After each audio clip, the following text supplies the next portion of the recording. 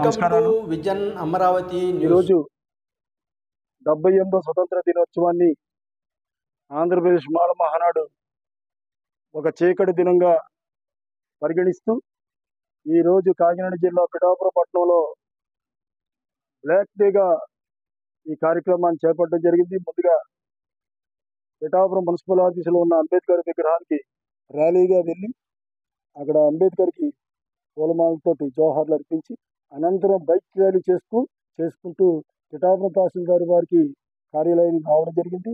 ముఖ్యంగా జిల్లా కలెక్టర్కి పిఠాపురం తహసీల్దార్ వారి ద్వారా ఈ సమస్యని ఎస్సీల వర్గీకరణపై సుప్రీంకోర్టు ఇచ్చిన తీర్పుని మేము వ్యతిరేకిస్తూ ప్రభుత్వానికి ఒక మెమోరాండం ఇవ్వడానికి ఇక్కడ రావడం జరిగింది. ముఖ్యంగా భారతదేశంలో అస్పృశ్యులకి భారత రాజ్యాంగంలో ఇతర వర్గాలతో సమానంగా ఎదగడం కోసం అంబేద్కర్ కొన్ని రిజర్వేషన్ సదుపాయాల్ని రాజ్యాంగంలో పొందుపరచడం జరిగింది.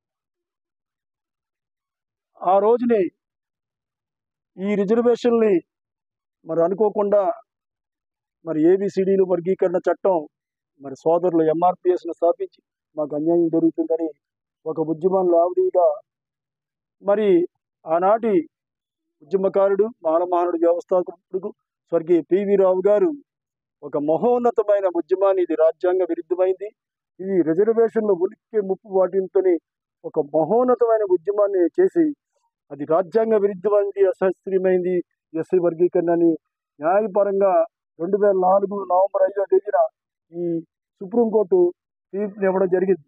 ఇది దేశ సమగ్రతకి ఐక్యతకి విఘాతం కలుగుతుందని తీర్పునివ్వడం జరిగింది. 20 ఏళ్ల అనంతరం ఈరోజు సుప్రీంకోర్టు 1/8/2024 తేదీన ఎక్కడో పంజాబ్ రాష్ట్రంలో ఒక వ్యక్తి వేసిన ఈ ఎస్సీ వర్గీకరించండి అంశాన్ని ఈ దేశంలో ఉన్న కూటమి ప్రభుత్వం, అగ్రకుల రాజకీయ పార్టీలు, కూటమి ప్రభుత్వం రాజకీయ కుట్రతో ఎస్సీల్ని విడదీసి వర్గీకరించాలని ఉద్దేశంతో ఎంఆర్పిఎస్ వ్యవస్థాపకుడు మందాకృష్ణని వారు పావుగా వాడుకుంటూ ముందు తెలంగాణ రాష్ట్రంలో మీ చట్టాన్ని అమలు చేస్తామని చెప్పడం జరిగింది. తదనంతరం చంద్రబాబు నాయుడు గారు ఆంధ్రప్రదేశ్లో ఎన్నికల ప్రచారంలో మొదటి అంశంగా తన ఎజెండాలో ప్రస్తావించడం జరిగింది. ఆ తీర్పును తాత్కాలికంగా ఆపు చేసి ఇప్పుడు 1/8/24 తేదీన ఆ తీర్పుని వెలువరించడం జరిగింది.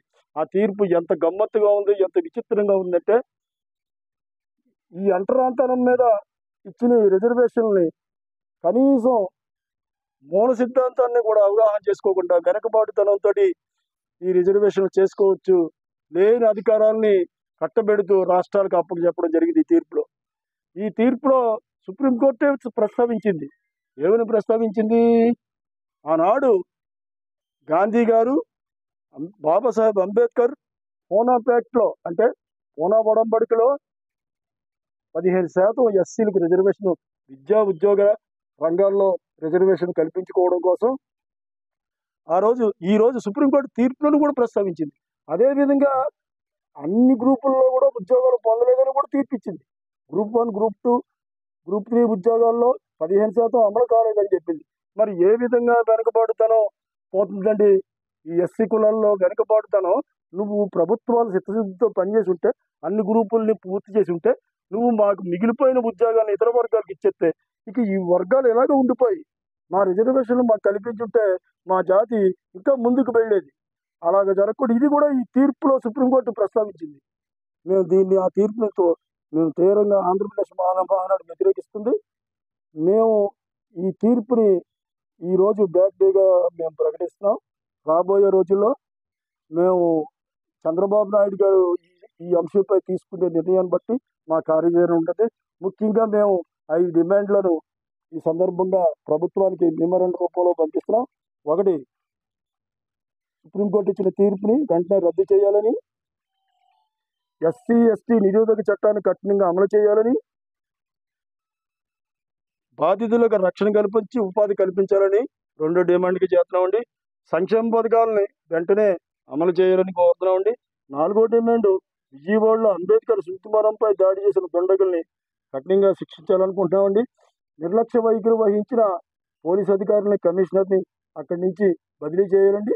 ఈ దుండగులు తక్షణం అరెస్ట్ చేయాలని డిమాండ్లతో మేము మెమోరాండాన్ని ప్రభుత్వానికి తహసీల్దార్ వారి ద్వారా పంపిస్తున్నాం. ఇంతటితో నా ప్రసంగాన్ని ముగిస్తున్నాను. జై భీమ్.